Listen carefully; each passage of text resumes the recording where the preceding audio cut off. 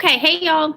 I'm going to finish up what I wasn't able to get to in class. We're at risk and causal factors in obesity.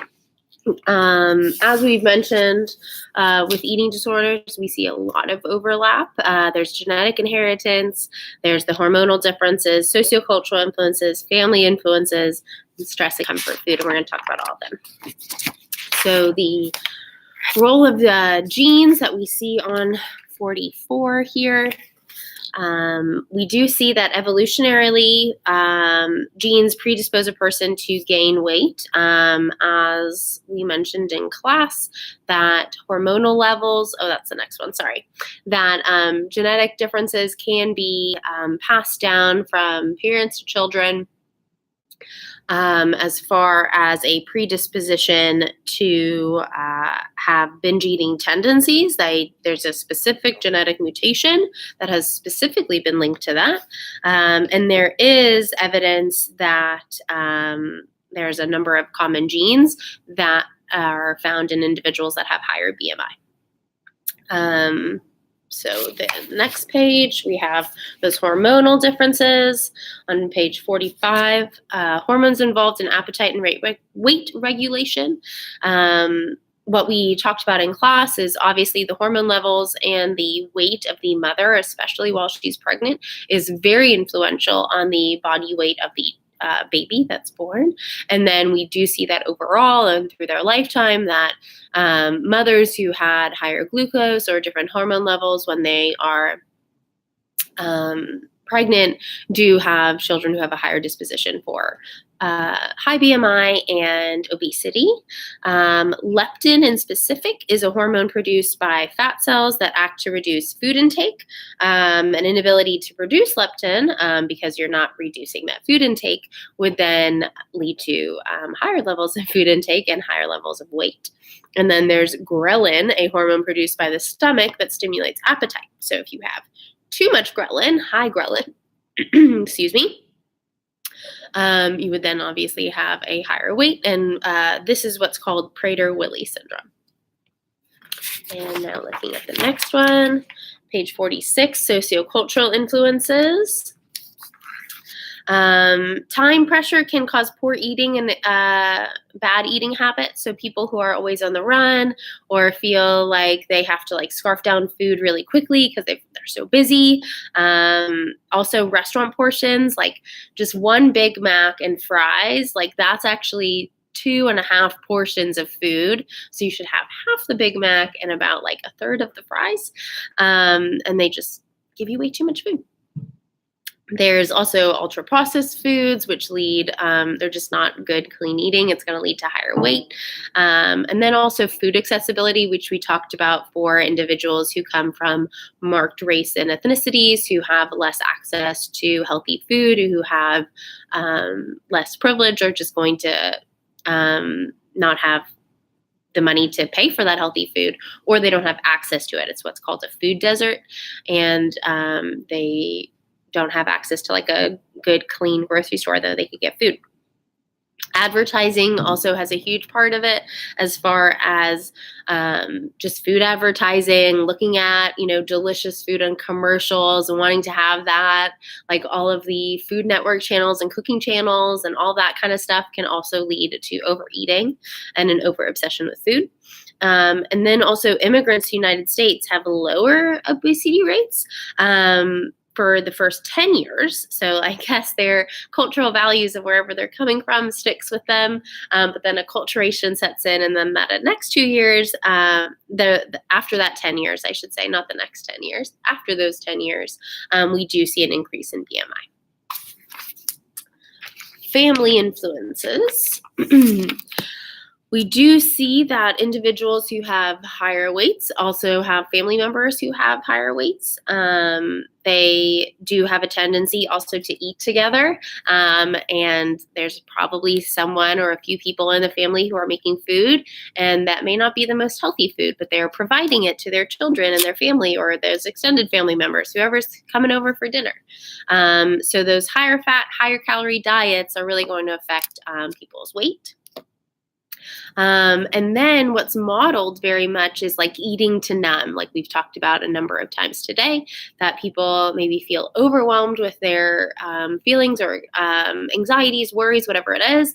And then, you just pop a cookie, you have some more cupcakes, you eat a ton of fries, or you're like, I'm going to reward myself because I worked really hard today with like this huge ice cream. And that's not a very healthy way of rewarding yourself or treating yourself. And it can lead to overweightness. Overfeeding. This can actually happen in families who have come from a lack of privilege and who have maybe not had access to as much food. And then they do, whether they,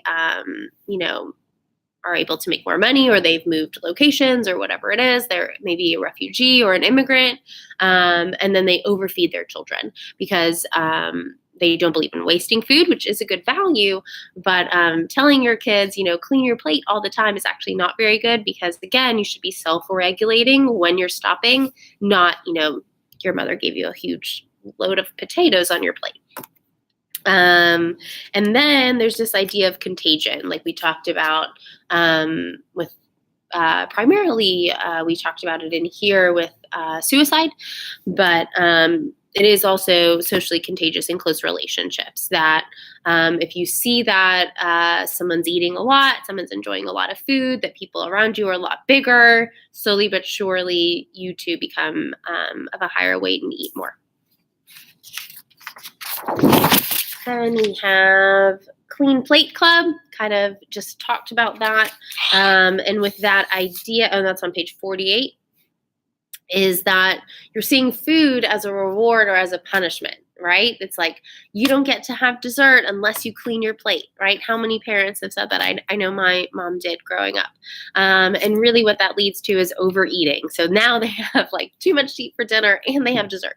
And that's just not a very healthy, intuitive way of eating, which is really what we want to help children and help adults who haven't learned that yet.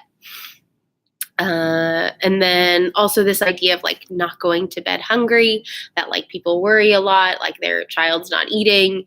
And bottom line is, if a kid's hungry, they're going to let you know and they're going to eat. Like those parents who like follow their kids around while they're playing and they're like, you didn't eat enough today. Like the kid's fine. Don't worry about it so much. Yeah. And again, the message that you're sending to children is like, you don't know what your body needs. But when you're doing whatever those behaviors that I just listed, like that is the message that you're sending to kids. It's like, you don't know what your body needs. And again, like when you're associating food with reward, that's not healthy either. Because again, you want to, number one, have children and adults be able to handle their emotions, be able to talk about their emotions and deal with them through like talking to themselves and other more positive coping skills than eating. And then also a reward, it's not the best reward either, right? Like food is for keeping your body healthy, keeping your body active, being able to have energy. It's not for a reward. Other more positive rewards are things like self-care, like getting a massage, taking a bath, reading a good book, watching a TV show, whatever it is for you, are much better rewards. Then there's the idea of stress and comfort food. I think this is, again, what we've mentioned before, but just clearly writing this out is, again, dealing with stress by eating, like just numbing your feelings, numbing that stress, numbing that anxiety by eating. And if you're someone who's ever done that, you really can relate and understand how it can, for some people, get out of control. I don't want to pathologize people ever if they shouldn't be pathologized because it is quite normal, during final season or test season, you're feeling really stressed while studying and you're like, you know what, I'm going to have a cookie while I study. And it's normal behavior, but doing that too often, doing it to a point that you're not dealing or talking to yourself, dealing with your emotions, it's not good. And usually when we're going for those comfort foods, they're higher in fat. They're not actually what our bodies need. Our bodies need protein, and our bodies need energy so our brains can keep working. But we just don't grab for those. And of course, it is pleasurable and it does reduce tension. Then we have stress and comfort food. what we find a lot of times is that people are just eating and not paying attention, and that can definitely lead to overeating. So like while you're watching TV, while you're watching movies, while you're attending parties, like so much of that has to do with food, and that there's just so much food around us, especially in Western cultures. So it's important to keep track of and recognize that that can lead to some unhealthy behaviors. And all of these things, TV, movies, parties, being anxious, angry, or bored are all cues to eat for people who are overweight and in an unhealthy way. We have Pathway to Obesity, page 51. What we see is that, of course, binge eating is a predictor of obesity. If you're going to be constantly binging, putting tons of food in your body, you're going to have a higher weight. But what we see is that social pressure to conform and the thin ideal can lead people to feel depressed and feel like they don't fit in and that they're not worthy enough. And then that will, in turn, affect low self-esteem and, just think lesser of themselves. And then what that can do is like they have these really negative feelings, a lot of negative affectivity, and then that can lead to a binge. And then slowly but surely, that can lead to potentially more binges, more negative affectivity, and lead someone down an unhealthy cycle. Here we have just another pathway of obesity. It's pretty similar to what I just described, and I kind of got it going, so I'm going to move on. Then we have treatment of obesity. We have lifestyle modifications, so that could be health coaches, that can be registered dietitians who are helping with that they can help them, or personal trainers, help them get better exercise, help them have a lower calorie diet, and behavioral interventions as far as not setting up rewards and punishments, but more behavioral interventions of like monitoring what time are you eating, what are you eating, how much are you eating, potentially tracking that, and then obviously professionals should be regulating that. And then there are medications that lower people's appetites. Two are Meridia and Xenical. And then there is bariatric surgery. You do actually have to have a mental health professional sign off on getting a bariatric surgery. I thought that was pretty interesting. That's actually what a friend of mine is doing at Children's for bariatric surgery for children who are extremely obese.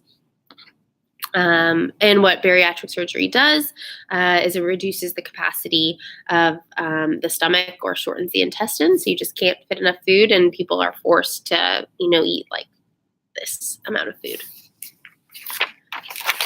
The importance of prevention and healthy eating and intuitive eating, helping people to understand what is healthy for them and what isn't healthy for them and what their body actually needs and is better for functioning.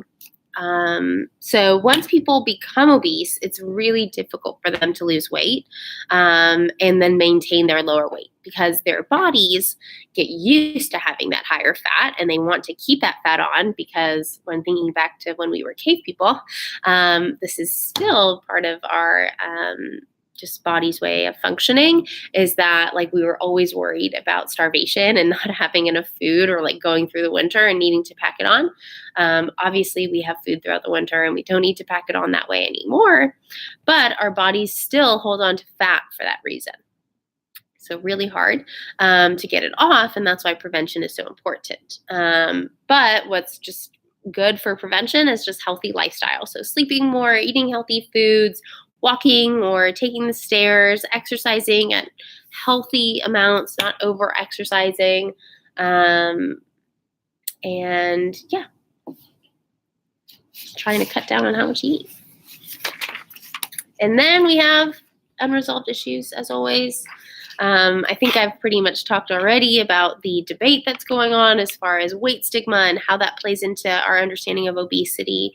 I think it is just really important to try to have that debate with yourself and, have your own understanding about what we can do to help people, but not stigmatize people, to ensure that people are healthy, but then also recognize when people